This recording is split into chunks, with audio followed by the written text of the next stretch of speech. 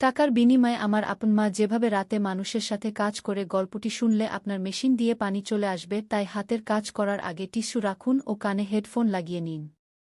শীতের সন্ধ্যায় বাড়িটা নিস্তব্ধ হয়ে আসে। জানালার বাইরে বাতাসে দুলছে পুরনো ঝুলন্ত বাতিগুলো। সেগুলোর মৃদু আলো পুরো বাড়িটাকে এক রোমান্টিক পরিবেশে ভরিয়ে তুলেছে। আমার মায়ের গা থেকে ভেসে আসা মৃদু সুগন্ধি আমার মনে প্রশান্তি এনে দেয়, কিন্তু সাথে সাথে এক অজানা অস্থিরতা বাড়িয়ে তোলে। মা রিনি একজন সুন্দরী এবং রহস্যময়ী নারী। তার লম্বা চুল, হাসি আর চোখের গভীরতা যেন সবকিছু বলে দেয়া। তিনি আমাদের জন্য সব করেন, কিন্তু তার রাতের কাজ নিয়ে আমার মনে অনেক প্রশ্ন। মা প্রতিদিন রাত 10টার পর বাড়ি থেকে বের হন এবং ভোরের দিকে বাড়ি ফিরে আসেন। ছোটবেলা থেকে আমি দেখে আসছি, কিন্তু বড় হওয়ার পর সেই দৃশ্যগুলোকে আর স্বাভাবিক মনে হয় না। একদিন মাকে আমি থামিয়ে বললাম, মা, তুমি এত রাতে কোথায় যাও? তোমার কোনো বিপদ হবে না তো? মা একটু হেসে আমার গালে হাত বুলিয়ে বললেন, তোর চিন্তার কোনো কারণ নেই, আরাফ।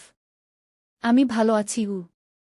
তার মুখে সেই স্নিগ্ধ হাসি, কিন্তু তার চোখের মধ্যে এক অদ্ভুত জটিলতা ছিল যা আমি ধরতে পারছিলাম না। আমার বন্ধুদের কথা মনে পড়ে গেল। তারা প্রায় বলত, তোর মা কেন এত রাতে বের হয়? কিছু কি লুকাচ্ছে? তাদের কথাগুলো আমার মনের মধ্যে এক একটা সন্দেহ বুনতে শুরু করে। একদিন এক বন্ধু বলল, আরাফ, তোর মাকে আমি রাত 2টোর দিকে একটা পুরনো বিল্ডিংয়ের সামনে দাঁড়িয়ে থাকতে দেখেছি। একা। সেই রাতের পর থেকে আমি মায়ের পিছু নিতে শুরু করি। তার বের হওয়ার সময় আমি তার পেছনে পেছনে সড়ক ধরে হাঁটতে থাকি। শীতের ঠান্ডা বাতাস এবং শহরের নিঃশব্দ রাত সবকিছু যেন আমাকে আরও বেশি টেনে নিচ্ছিল অজানা জটিলতার দিকে। মা যে পথ ধরে চলেন সেটি অনেক পুরনো এবং নির্জন।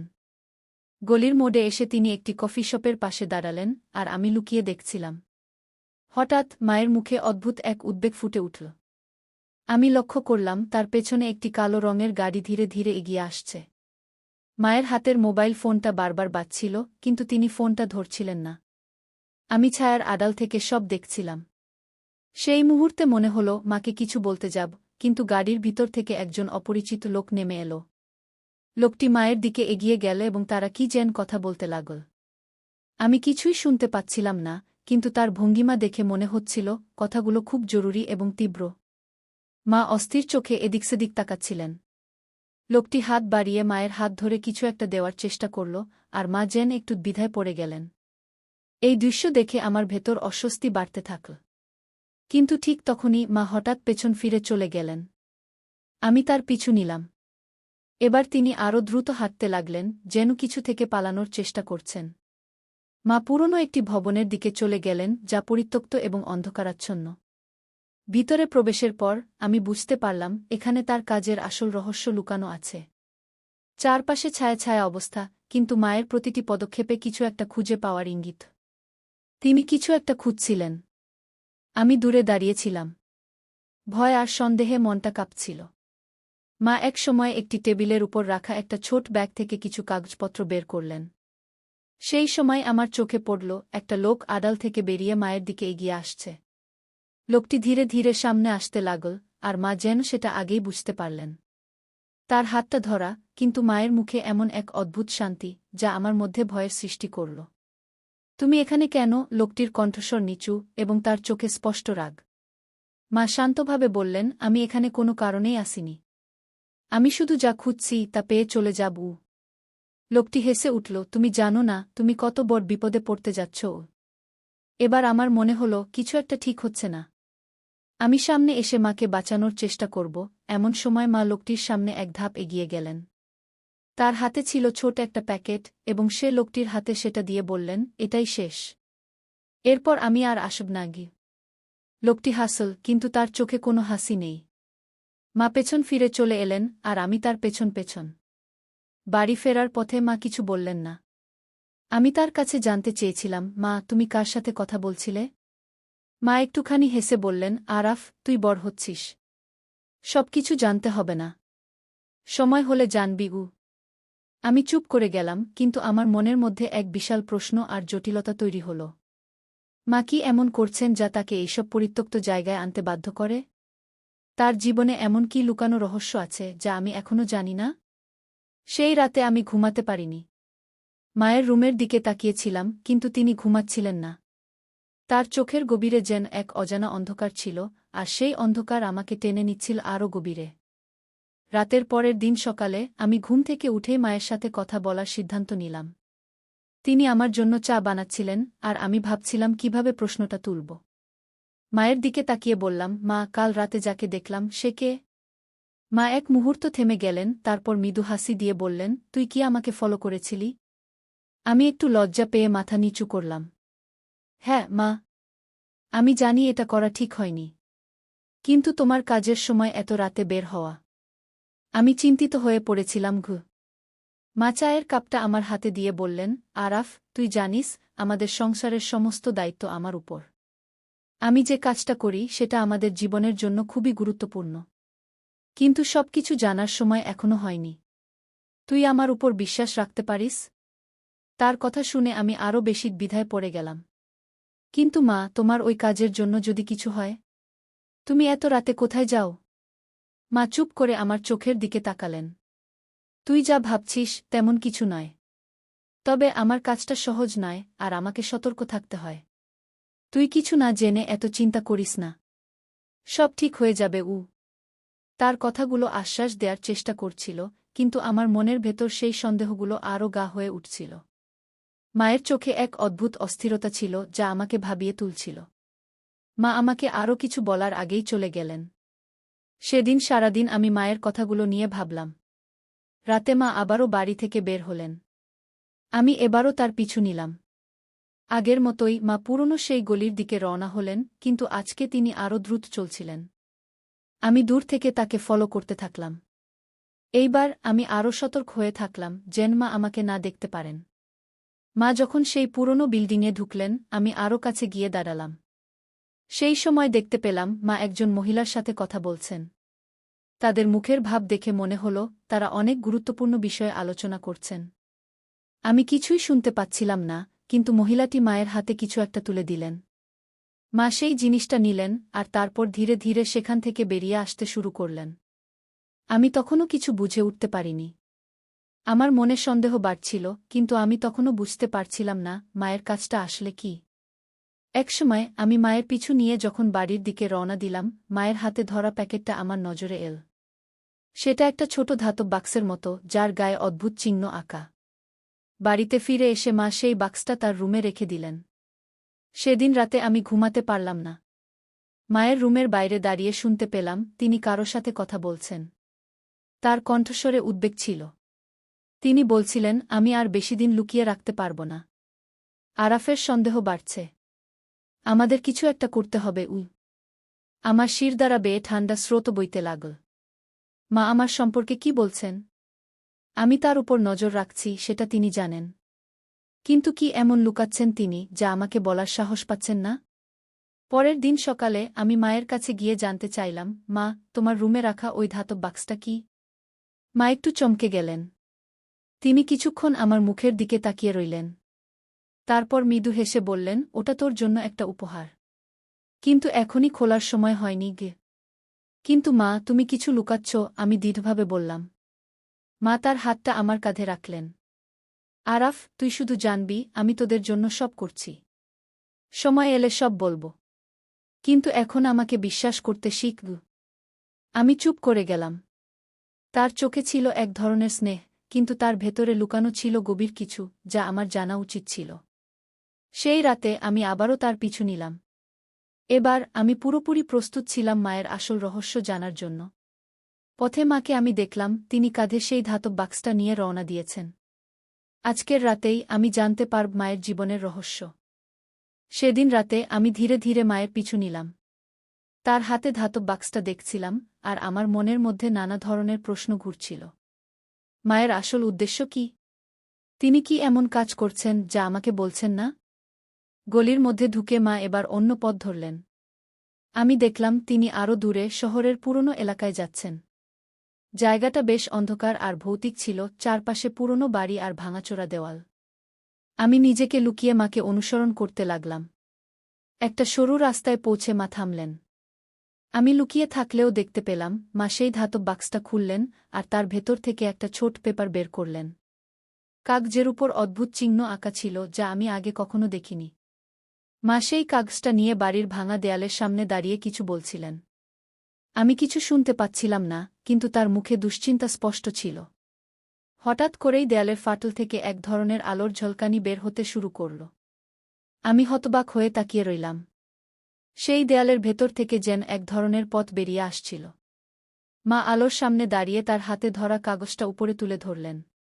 কাগজটা ঝলমল করতে লাগল, আর আমি দেখতে পেলাম তার গায়ের অদ্ভুত চিহ্নগুলো জ্বলে উঠছে। মা আস্তে আস্তে সেই পথে ঢুকে গেলেন। আমার মনে তখন হাজারো প্রশ্ন ঘুরছিল। আমি এতদিন জানতাম মা শুধু আমাদের সংসারের খরচ চালানোর জন্য কঠোর পরিশ্রম করেন। কিন্তু এইসব রহস্যময় চিহ্ন আর আলোর পথ, এগুলো কিসের ইঙ্গিত দিচ্ছে? আমি ভয়ে ভয়ে সেই আলোর পথের দিকে পা বাড়ালাম। মাকে না দেখে এখন আর অপেক্ষা করতে পারছিলাম না। দেওয়ালের পথ ধরে একটু এগোতেই একটা গুহার মতো জায়গা চোখে পড়ল। ভেতরে আলো কম ছিল, কিন্তু কেমন একটা উষ্ণতা অনুভব করলাম। হঠাৎ আমি মাকে দেখলাম, তিনি এক অদ্ভুত প্রতিমার সামনে দাঁড়িয়ে। মূর্তিটা ছিল মানুষের মতো, কিন্তু তার হাতে ছিল একটা তলোয়ার। মায়ের চোখে অদ্ভুত এক দৃঢ়তা ছিল, তিনি মনে হচ্ছিল প্রতিমার সাথে কথা বলছেন। আমি আরও কাছে এগিয়ে গেলাম। মায়ের মুখ থেকে কিছু কথা কানে এলো, এবার সময় হয়েছে। আমার পরিবারকে বাঁচাতে আমাকে যা করতে হবে তা করব। কিন্তু সে আমাকে বিশ্বাস করবে কি না জানি না গি। আমার মন উথালপাথাল হতে লাগল। মা আসলে কি করতে যাচ্ছেন? আর তার পরিবারকে কি বিপদে পড়তে হয়েছে? ঠিক তখনই মা আমার দিকে তাকালেন। আমার লুকিয়ে থাকা ধরা পড়ল। মায়ের চোখে প্রথমে বিস্ময়, তারপর ক্রোধ ফুটে উঠল। আরাফ, তুই এখানে কেন? তুই আমার পিছু নিয়েছিস? আমি ভয়ে কিছুক্ষণ চুপ করে রইলাম, তারপর বললাম, মা, আমি তোমাকে নিয়ে খুব চিন্তায় ছিলাম। তাই তোমার পিছু নিয়েছি। কিন্তু এ কি? তুমি এসব কি করছ? মা আমার হাত ধরে টেনে নিয়ে আমাকে গুহার ভেতর আরও গভীরে নিয়ে গেলেন। আরাফ, তুই যা দেখেছিস তা খুবই বিপজ্জনক। আমি তোকে এ বিষয়ে কিছু জানাতে চাইনি, কারণ তুই তখন বিপদে পড়তে পারিস। কিন্তু এখন যেহেতু তুই সব দেখেছিস, তোর জানা উচিত। তারপর তিনি ধাতব বাক্সটা খুলে একটা মানচিত্র বের করলেন। মানচিত্রের উপর অদ্ভুত চিহ্নগুলো জ্বলজ্বল করছিল। তিনি বললেন, এই মানচিত্রটা আমাদের পরিবারের একটা প্রাচীন ধন। এটা দিয়ে আমরা এক অতিপ্রাকৃত শক্তি নিয়ন্ত্রণ করতে পারি, যা আমাদের রক্ষা করতে পারে। কিন্তু এটার জন্য আমাদের একটা কঠিন পরীক্ষার মধ্যে দিয়ে যেতে হবে। আমি কিছুটা অবাক হয়ে বললাম, কিন্তু মা, তুমি এসব কি বলছ? এটা কেমন শক্তি? মা বললেন, আমাদের পূর্বপুরুষদের সময় থেকে এই শক্তি আমাদের পরিবারের মধ্যেই আছে। কিন্তু একদল মানুষ আছে যারা এই শক্তিটাকে নিজেদের জন্য ব্যবহার করতে চায়। আমি আর তোর বাবা মিলে বহুদিন ধরে এই শক্তিটাকে রক্ষা করার চেষ্টা করেছি। কিন্তু এখন সেই শক্তিকে ব্যবহার না করলে আমরা বিপদে পড়তে পারি। আমি তার কথা শুনে বিভ্রান্ত হয়ে গেলাম। কিন্তু বাবা তো অনেক আগে মারা গেছে, তাই না? মা একদম চুপ হয়ে গেলেন। তোর বাবার মৃত্যুর পিছনেও সেই শক্তির জন্যই ছিল। তারা আমাদের পিছনে লেগে আছে, আর এখন তুইও তাদের লক্ষ্য হতে চলেছিস গিয়ে। আমার মনে শিরশিরে ভয় শুরু হল। মা আমাকে এক অজানা বিপদের মুখোমুখি এনে দিয়েছেন। আমি জানি না এ থেকে কিভাবে বের হওয়া যাবে। গুহার অন্ধকারে মায়ের সাথে আমি দাঁড়িয়ে আছি। চারপাশে ঠান্ডা বাতাস বইছে, আর তার মধ্যে আমার হৃদস্পন্দন যেন স্পষ্ট শোনা যাচ্ছে। মায়ের চোখে গভীর চিন্তার ছায়া দেখছি, যেন তিনি কি বলবেন বুঝতে পারছেন না। তিনি কিছুক্ষণ চুপ থেকে বললেন, আরাফ, তুই যা জানিস সেটা পুরোটা নয়। তোর বাবাকে আমরা অনেকদিন ধরে মৃত বলে বিশ্বাস করতে বাধ্য করেছি। কিন্তু আসলে সে এখনও বেঁচে আছে। আমি বিস্ময়ে তাকিয়ে রইলাম। কি বলছ মা? বাবা বেঁচে আছে? তাহলে এতদিন কেন আমরা কিছু জানতাম না? মা একদম শান্ত গলায় বললেন, তোর বাবা আর আমি একসাথে কাজ করছিলাম এই শক্তিকে রক্ষা করার জন্য। কিন্তু সেই শক্তি রক্ষার পথ ছিল খুবই বিপজ্জনক। আমাদের শত্রুরা তোর বাবাকে ধরে নিয়ে যায়, আর সে তখন থেকে গোপন একটা জায়গায় বন্দী। আমি তার সন্ধান করতে গিয়ে আজ এতদূর পৌঁছেছি। আমার মাথায় যেন হাজারো প্রশ্ন ঘুরছিল। কিন্তু মা, তুমি এতদিন এই কথা গোপন রাখলে কেন? আমাকে জানাতে পারতে। মা দীর্ঘশ্বাস ফেললেন। আমি জানতাম তুই তখন ছোট ছিলি। আর তুই যদি তোর বাবার জন্য খোঁজাখুঁজি করতে শুরু করতিস, তাহলে তোকে ওরা সহজেই ধরে ফেলতে পারত। আমি এটাই চেয়েছিলাম না গিয়ে। আমার মনের ভেতর দ্বিধা আর উদ্বেগ উথালপাথাল করতে লাগল। কিন্তু মা, এখন আমরা কি করব? মা তার হাত বাড়িয়ে মানচিত্রটা তুলে ধরলেন। এই মানচিত্রই আমাদের একমাত্র আশা। এটা তোর বাবার দেওয়া, আর এর মাধ্যমে আমরা সেই জায়গায় পৌঁছাতে পারব যেখানে তাকে বন্দি রাখা হয়েছে গিউ। তখন আমি মাকে বললাম, আমি তোমার সাথে যাব মা। তুমিই তো বলেছ আমিও এখন বিপদে পড়তে পারি। তাই আমি তোমার পাশে থাকব। মা এক মুহূর্ত আমার দিকে তাকালেন, তার চোখে মমতার ছায়া। ঠিক আছে আরাফ, তুই যদি আমার সাথে থাকতে চাস তবে সাবধান। শত্রুরা আমাদের প্রতিটি পদক্ষেপেই নজর রাখছে গি। তারপর আমরা মানচিত্র অনুযায়ী চলতে শুরু করলাম। গুহার গভীরে যাওয়ার পথে আমি দেখলাম চারপাশের দেয়ালে অদ্ভুত চিহ্ন আঁকা আছে। চিহ্নগুলো দেখে আমার মনে হল এগুলো যেন কোনো পুরনো রহস্যের সংকেত। মা বললেন, এই সংকেতগুলো আমাদের পথ দেখাচ্ছে। আমরা এগুলো অনুসরণ করেই এগোব। আমরা গুহার আরও গভীরে এগোতে থাকলাম, আর চারপাশের পরিবেশ ক্রমেই ভয়াবহ হয়ে উঠতে লাগল। আমাদের চলার পথে পাথরের আড়ালে অদ্ভুত আওয়াজ হচ্ছিল, যেন কেউ আমাদের অনুসরণ করছে। আমি মাকে বললাম, মা, মনে হচ্ছে কেউ আমাদের পিছু নিচ্ছে গিয়ে। মা মাথা নেড়ে বললেন, হ্যাঁ, ওরা আমাদের আস্তে আস্তে ঘিরে ফেলছে। আমাদের দ্রুত চলতে হবে গু। আমরা দৌড়ে চলতে লাগলাম, আর গুহার ভেতর অন্ধকার আরও ঘন হতে লাগল। সামনে একটা পাথরের দরজা চোখে পড়ল।